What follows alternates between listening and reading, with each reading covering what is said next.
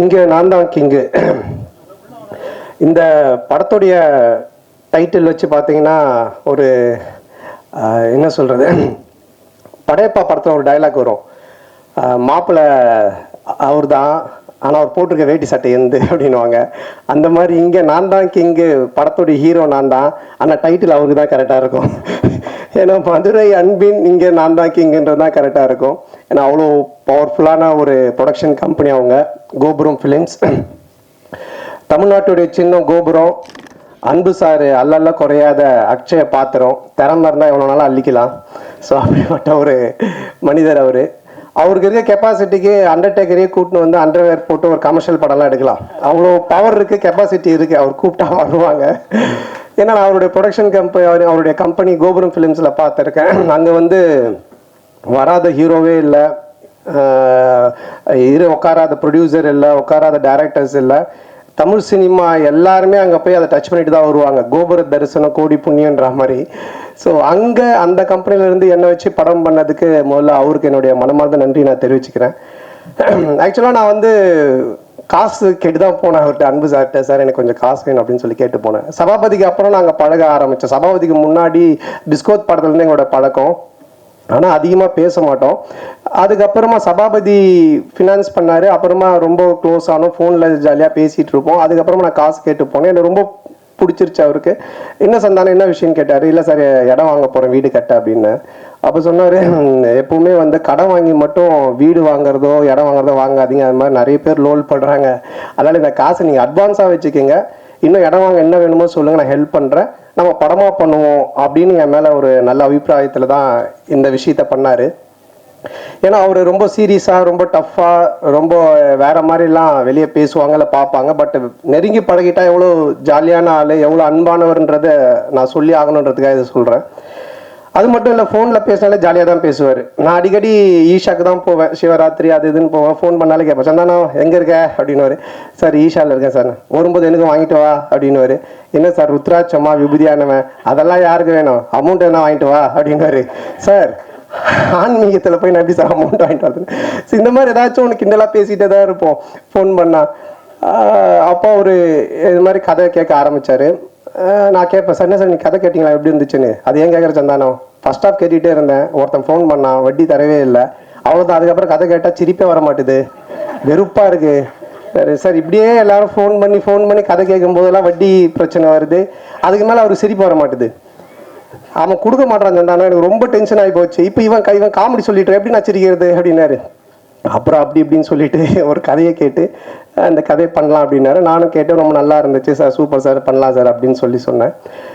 அதுக்கப்புறம் அவர் எப்பவுமே டென்ஷனாக தான் இருப்பார். எனக்கு தெரிஞ்சு இங்கே தான் இவ்வளோ நேரம் உட்காந்துருக்காரு. அவர் இது வரைக்கும் உட்காந்து ஒரு இடத்துல இவ்வளோ இதுவாக நான் பார்த்ததே கிடையாது. ஏன்னா எங்கே இருந்தோனாலும் ஃபோன் வரும், பெரிய படங்கள்லேருந்து சின்ன படங்கள்லேருந்து எல்லா இடத்துல இருந்தும் காசு கொடுக்கறது வாங்குறது அதுன்னு போயிட்டே இருக்கும். ரொம்ப டென்ஷனாக தான் இருப்பார். ஏன்னா இந்த ஃபினான்ஸ், இந்த வட்டி தொழில் அப்படின்றதே ஒரு பயங்கரமான ஒரு டென்ஷனான வேலை. ஆனால் ஒரு நாள் மட்டும் ரொம்ப ஜாலியாக இருந்தார், ரொம்ப சிரிச்சிட்டு சந்தோஷமாக இருந்தார். அப்போ நான் அவர்கிட்ட கேட்டேன், என்ன சார் எப்பவுமே டென்ஷனாகவே இருப்பீங்க, நீங்கள் ரொம்ப சந்தோஷமாக இருக்கிறீங்களே, மொத்த வட்டியும் வந்துருச்சா என்னன்னு கேட்டேன். இல்லை அப்படின்னாரு. என்ன சார் சந்தோஷம்னா, இது மாதிரி எனக்கு பேரன் பிறந்திருக்கான், என் பொண்ணுக்கு பையன் பிறந்திருக்கான் அப்படின்னாரு. பயங்கர ஹாப்பியாக இருந்தார். அப்போ எனக்கு ரொம்ப நாளாக ஒரு சந்தேகம் இருந்துச்சு. இது யார்ட்டாவது கேட்கணும்னு நினச்சிட்டு இருந்தேன். சரி இவர்கிட்ட கேட்போன்னு கேட்டேன்.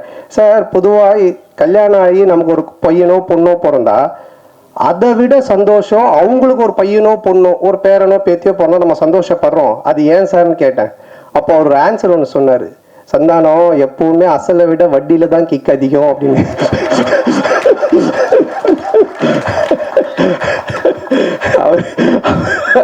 இந்த மாதிரி நிறைய போன்ல நாங்க பேசி பஞ்சஸ். அப்ப நான் நினைச்சேன், சார் இதுக்கு நீங்க தான் கரெக்டான ஆளு, உங்களை அடிச்சுக்க ஆள் கிடையாது சார் அப்படின்னு சொல்லிட்டு. ஸோ அப்படிப்பட்ட ஒரு ஜாலியான மனிதர். ஸோ அவரோட சேர்ந்து இந்த படம் பண்ண ரொம்ப சந்தோஷமா இருக்கு. ஏன்னா பண்ணும்போது அவர் சொன்னாரு, தேட்டருக்கு வர ஜனங்க படத்தை பார்த்து சிரிச்சுட்டு போன சந்தானம், காசு பணம் முக்கியம் இல்லை, அது நம்ம சம்பாரிச்சிக்கலாம் அப்படின்ட்டு ஒரு ப்ரொடியூசராக இல்லாமல், ஒரு ஃபினான்ஷியராக இல்லாமல், ஒரு தேட்டர் ஓனராக இந்த படத்தை எடுத்திருக்காரு. ஆடியன்ஸ் தேட்டருக்கு வரவங்க சிரிக்கணும், ரசிக்கணும் அப்படின்னு சொல்லிட்டு. அதே மாதிரி இந்த படமும் நல்லா வந்திருக்கு. இந்த படத்தை எடுக்கிற பொறுப்பை அவருடைய டாட்டர் சுஷ்மிதா அவங்ககிட்ட கொடுத்துருக்காரு. அவங்களுக்கு என்னுடைய வாழ்த்துக்கள். இந்த ஃபர்ஸ்ட் படம் அது என்னுடைய படத்து மூலமாக அவங்க ப்ரொடியூசராக வர்றது எனக்கு ரொம்ப பெருமையாக இருக்குது. பொதுவாக வந்து நிறைய பொண்ணுங்க பார்த்தீங்கன்னா ஆன்லைனில் கண்டதையும் ஆர்டர் பண்ணி அப்பா காசை கறியாகிற பொண்ணுங்க இருப்பாங்க. ஆனால் சில பொண்ணுங்க அப்பா கொடுக்குற காசை சேர்த்து வச்சு பிரயோஜனமாக ஒன்று பண்ணுவாங்க. அதில் செகண்ட் கேட்டகரி தான் நம்ம ப்ரொடியூசர் சுஷ்மிதா. ரொம்ப பொறுப்பாக எங்கே செலவு பண்ணணும், எப்படி பண்ணணும், இதை எப்படி ப்ரொமோட் பண்ணணும், இந்த படத்தை எடுத்துகிட்டு போய் எப்படி சேர்க்கணும் அப்படின்றதுல ரொம்ப கவனமாக ரொம்ப டெடிகேஷனாக பண்ணுறாங்க. ஸோ அவங்க ஒரு மிகப்பெரிய ப்ரொடியூசர் லிஸ்ட்டில் வந்து கண்டிப்பாக நிற்பாங்க. ஸோ அவங்களுக்கு என்னுடைய நன்றி. அண்ட் தென் இந்த படத்தினுடைய மியூசிக் டைரக்டர் இமான் சார், அவர் என்ன மாதிரி தான் ஒரு ஆன்மீகவாதின்றதை விட ஒரு கடவுள் பக்தி உடையவர். எல்லாமே ஆண்டவர் ஆண்டவர் தான் சொல்லிட்டு இருப்பாரு. எப்படி ஒரு சாப்பாட்டுக்கு சால்ட்டு முக்கியமோ அது மாதிரி ஒரு படத்துக்கு சாங் ரொம்ப முக்கியம். அந்த சாங் ஹிட்டுனாலே அது ஒரு 60% ஹிட்டான ஃபிலிம் அப்படின்ற ஒரு லிஸ்ட்டில் போய் ஏறிடும். அதுலேயும் அந்த ஆல்பமே ஹிட்டுனா ஒரு 80% அந்த படம் ஹிட்டு அப்படின்ற மாதிரி தான். ஸோ அது மாதிரி இமான் சார் வந்து ரொம்ப அற்புதமான சாங்ஸ் போட்டு கொடுத்துருக்காரு. நான் மெலோடி ஒன்று இருக்குது அப்படின்னு சொன்னார் அன்பு சார் என்கிட்ட. அப்போ நான் கேட்டேன், சார் அதை நான் எப்படி சார் பண்ணுறது, அதெல்லாம் எனக்கு வரவே வராது சார், ஏதோ ஆடுறது அதுனா கூட பரவாயில்ல சார்னு. அப்புறம் இல்லை நீங்கள் நல்லா வரும்னு இமான் சாரும் சொன்னாங்கன்னு. இது வரைக்கும் நான் ஹீரோவாக பண்ண படங்கள்லேருந்து வேற ஒரு டைமென்ஷனில் என்னை கொண்டுட்டு போன பெருமை இமான் சாருக்கு தான் சேரும். ஸோ அவர் கொடுத்த அந்த ஒரு மியூசிக்குடைய ஒரு ஸ்ட்ரென்த்து தான் இது என்னை ஒரு மாதிரி பண்ண வச்சுது. அதை ரொம்ப பியூட்டிஃபுல்லாக கல்யாண் மாஸ்டர் எடுத்தாங்க. மற்ற 2 சாங்கும் பாபா பாஸ்கர் சார் எடுத்தாங்க. ஸோ அவங்களுக்கு இந்த நேரத்தினுடைய நன்றியை தெரிவிச்சுக்கிறேன். அதுக்கப்புறம் இந்த படத்தினுடைய ரைட்டர், நம்ம காஸ்டியூம் பார்த்தாலே உங்களுக்கு தெரியும், இது கச்சேரி கிடைக்காத கசல் சிங்கர் மாதிரி. அதாவது அவர் ரைட்டர்னு தெரியணுன்றதுக்காக இதை எடுத்து தச்சு போட்டுக்கிட்டு அவர் பேசிகிட்டே இருக்கும்போது அன்பு சார் சொன்னார், ரொம்ப லென்த்தாக போகுது, ஜிப்பா பிடிச்சி இழியன் சந்தானம் அப்படின்னாரு. இல்லை சார் முடிச்சுட்டு, இல்லை இவர் பேசுகிற காமெடி மாதிரியே படம் இருக்குன்னு நினச்சிட போகிறாங்கன்னாரு. இல்லை ஆடியன்ஸ் தெளிவாக இருப்பாங்கன்னு. ஸோ அவர் எப்படி இந்த அவெஞ்சர்ஸ் படத்தில் தார் வந்து சுற்றியோடவே சுற்றுவார், அது மாதிரி ஒரு பெட்டியோடய தான் சுற்றுவார். ஆனால் நீங்கள் அந்த பெட்டி மிஸ்ஸிங் எங்கே சார்? இங்கே வண்டியில் இருக்கா? ஓகே. அதுலேருந்து தான் அந்த ஸ்கிரிப்டு பஞ்சஸ் எல்லாத்தையும் எடுப்பார். நல்ல ரைட்டர். என்னன்னா அவர் பார்க்காத தமிழ் சினிமாக்களே கிடையாது, அவ்வளோ படங்களை பார்த்துருக்காரு. ரொம்ப நல்ல ஒரு கதையை, அற்புதமான கதையை இதில் கொடுத்துருக்காரு. அதுக்கு director Anand, India Pakistan director. அநேகமாக அடுத்தது உக்ரைன் ரஷ்யான்னு எடுப்பாருன்னு நினைக்கிறேன். அதுக்குள்ளே நாங்கள் ஒரு ஃபேமிலி சப்ஜெக்ட் ஒன்று பண்ணுங்க சொல்லி கூப்பிட்டு வந்திருக்கோம். ரொம்ப நல்லா டைரக்ட் பண்ணியிருக்காரு. இந்தியா பாகிஸ்தானில் ஒரு ஃபேமிலி, ஒரு எமோஷன்ஸ், அதில் காமெடி இருக்கும். அதே மாதிரி இதுலேயும் எனக்கு ஒரு எமோஷனும் வச்சுருக்காரு, ஒரு ஃபேமிலி ட்ராமாவும் அழகாக செட் பண்ணியிருக்காரு. அப்புறம் டிஓபி அவருடைய பிரதர் ஓம், அண்ணனும் தம்பியும் சேர்ந்து அவ்வளோ அற்புதமாக சினிமா ஃபோட்டோகிராஃபி பண்ணியிருக்காங்க. ஸோ அவருக்கு என்னுடைய வாழ்த்துக்கள். அதுக்கப்புறம் ஆல் டெக்னீஷியன்ஸ், இதில் நடித்த இதில் பண்ண டான்ஸ் மாஸ்டர், ஃபைட் மாஸ்டர், எல்லா technicians, writers, lyric writers, editor எல்லாருக்குமே சேர்த்து மொத்தமாக என்னுடைய நன்றியை தெரிவிச்சுக்கிறேன். ஏன்னா ஆல்ரெடி ரொம்ப லென்த்தாக போயிட்டுருக்கு. அதுக்கப்புறம் இந்த படத்தினுடைய கேரக்டர் பண்ணியிருக்க தம்பி ராமையா சார். தம்பி ராமையா சார் மாதிரி ஒரு இன்டெலிஜென்ட்டான காமெடின்னு நீங்கள் பார்க்கவே முடியாது. நான் வந்து ஒரு குறிப்பிட்ட சில காமெடியன்ஸ் மட்டும்தான் சொல்லுவேன். ரொம்ப புக்ஸ் படிப்பாங்க, ரொம்ப இன்டெலிஜென்ட்டாக இருப்பாங்க, அவங்களுக்கு எல்லாமே தெரியும். ஆனால் படத்தில் கோமாளித்தனமாக ஒன்று பண்ணுவாங்க. ஸோ அந்த மாதிரி தம்பி ராமையா சார் வெரி இன்டெலிஜென்ட். அவர் நிறைய படிச்சிருக்காரு, நிறைய விஷயங்கள் தெரியும். அவரோட சேர்ந்து பேசும்போது தான், அந்த ஷேர் பண்ணும்போது தான் எனக்கு ஆச்சரியமாக இருக்குங்க, ஏன்னா இவ்வளோ பேசுகிறீங்க, இதெல்லாம் தெரியுதுன்னு அப்படின்னும் போது சொல்லுவார். ஸோ இந்த படத்தில் வந்து எனக்கு ஒரு மாமனார் கொடுமை, மாமியார் கொடுமை பார்த்துருப்பீங்க, அது மாதிரி ஒரு மாமனார் கொடுமையில் மாட்டிக்கிற ஒரு மாப்பிள்ளை கேரக்டர் நான். ஹரிச்சந்திரனுக்கு ஹார்ட் அட்டாக் வர அளவுக்கு போய் சொல்லுவார் இந்த படத்தில். ஸோ அந்த மாதிரி ஒரு கேரக்டர் டிசைன் பண்ணி அவர் கொடுத்துருக்காங்க. அது ரொம்ப அழகாகவும் பண்ணியிருக்காரு. ஸோ இந்த படத்தில் ஒரு என்ன சொல்கிறது, ஒரு ஒரு பயங்கரமான காமெடியை தூக்கி ட்ராவல் பண்ணியிருக்காரு. இனிமே இப்படி தானுக்கு அப்புறம் எனக்கே ஒரு இது இருந்துச்சு, எனக்கும் ஒரு தம்பி சாருக்கும் ஒரு நல்ல காம்போ இல்லையே, இனிமே இப்படி தான் மாதிரி ஒன்று ஒர்க் பண்ணணுன்ட்டு. அது ஆனந்த் இந்த படத்தில் ரைட்டர் சேர்ந்து எனக்கு அழகாக செட் பண்ணி கொடுத்தாங்க. அது நல்லா காமெடியும் ஒர்க் ஆகிருக்கு. ஸோ அவருக்கும் என்னுடைய நன்றி தெரிவிச்சுக்கிறேன். அப்புறம் மச்சான் கேரக்டர் பாலான்னு, ஒரு இரிட்டேட்டிங்கான மச்சான், வீட்டை விட்டு எப்படா அவன் போவான்ற மாதிரி ஒரு கேரக்டர். அதுக்கப்புறமா ஹீரோயின் நம்ம சேலத்து பொண்ணு. அவங்க ஃபர்ஸ்ட் ஸ்டார்டிங்ல எனக்கு தெரியாது, ஏதோ பாம்பேலேருந்து தான் கூப்பிட்டு வந்திருக்காங்க நினச்சேன். நான் சரியாக பேசலானால இங்கிலீஷில் பேசிகிட்டு இருந்தேன். அப்புறம் தான் அவங்க சொன்னாங்க, சார் நான் சேலம் சார், நம்ம சேலத்து பொண்ணு சார்னாங்க. அவங்க ரொம்ப அற்புதமாக நடிச்சிருக்காங்க. ஸோ மாமனார், மச்சான், அப்புறம் ஒரு ஒரு அழகான, அதே டைமில் ஒரு குட்டி குட்டியான விஷயங்கள் பண்ணக்கூடிய ஒரு மனைவி கேரக்டரு. அதுக்கப்புறமா மேனேஜராக விவேக் பிரசன்னா பண்ணியிருக்காரு. ஸோ இவங்க எல்லாருமே அதில் இருக்காங்க. அதுக்கப்புறம் என்னுடைய படம்னாலே ஒரு ஃபேமிலி காம்போ பேக்குன்னுவாங்க. இந்த பர்கர் பீஸாலாம் வாங்கினா கூல்ட்ரிங்க்ஸு ஃப்ரெஞ்சு ஃப்ரைஸ் இதெல்லாம் தருவாங்க ஃப்ரீயாக. அந்த மாதிரி என்னுடைய படம் அப்படின்னு சொன்னாலே மாறன், சேசு, கூல் சுரேஷ், முனிஷ்காந்த் இப்படி எல்லாருமே இருப்பாங்க, ஆண்டனி, மனோபாலா எல்லாருமே. ஸோ அவங்க எல்லாருமே இதில் இருக்காங்க. அவங்களுக்கும் சரியான ஒரு கேரக்டர் எழுதி காமெடி பண்ணியிருக்காங்க. அப்புறம் கூல் சுரேஷ் யார் அவனை தடுக்குது வளர்ச்சியை, அது யாருங்க? நான் 2 பேர் அவனை விட்டுருங்க, நீங்கள் தடுக்க பாருங்க. இப்போ சொந்தமாக கட்சியெல்லாம் ஆரம்பிச்சிட்டான். அவனை ஃப்ரீயாக விட்டாலே அப்படியே இருப்பான். நீங்கள் தடுக்க தான் எதனா ஒன்று பண்ணிட்டு இருவான். ஸோ அவன் என்னுடைய படங்கள் எல்லாத்துலேயுமே இருப்பான், அவனுடைய நண்பன். ஸோ இதுலேயும் நல்லா பண்ணியிருக்கான். அதுக்கப்புறமா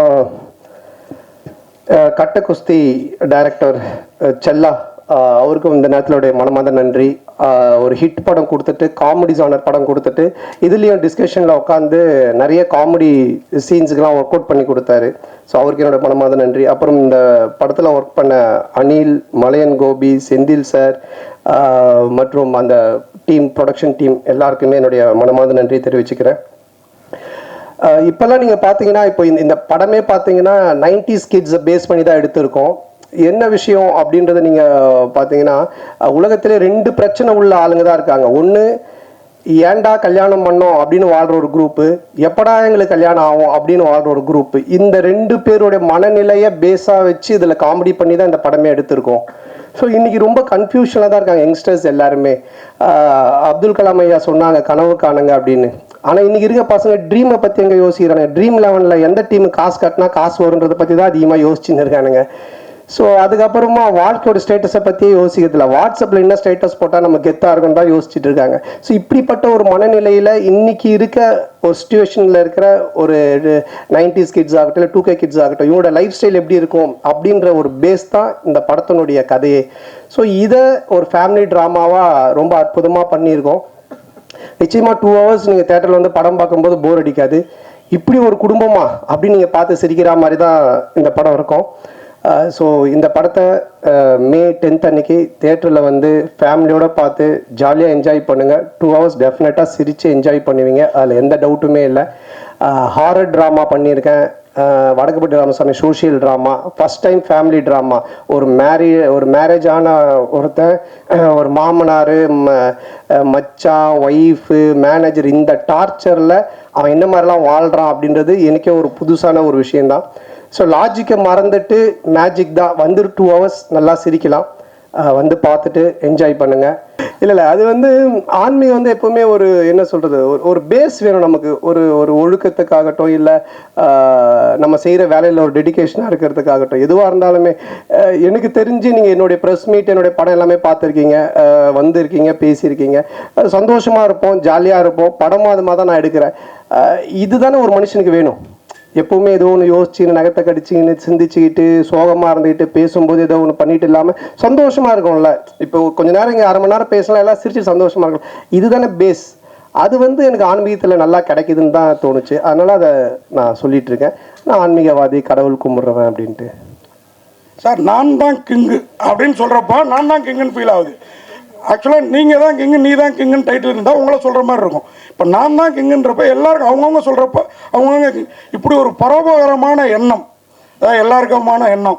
அதனால தான் அன்புச்செழியன் சாரும் வந்து அவங்க பொண்ணை இந்த படத்தில் வந்து ப்ரொடியூசராக இன்ட்ரடியூஸ் பண்ணாங்களா, அவங்களும் நான் தான் கிங்கு அப்படிங்கிற எண்ணத்தில். ஆமாம், இது நம்ம படம் பார்த்து ஒரு ரிவ்யூ சொல்கிறாங்கல்ல, அவங்களும் நான் தான் கிங், அவங்க சொல்கிற ரிவ்யூ வச்சது. அந்த மாதிரி ஒரு எல்லாருமே அவங்க தொழிலில் சொல்கிறது. இப்போ இவர் சொல்ல 2 தடவை நான் தாங்க கிங் அப்படின்னு, அந்த மாதிரி தான் அது. வாங்கிட்டீங்களா? ஆமாம், மைக்கு கீழே ஒழிச்சு வச்சு வாங்கிட்டீங்க. நன்றியா, முடிஞ்சிச்சா?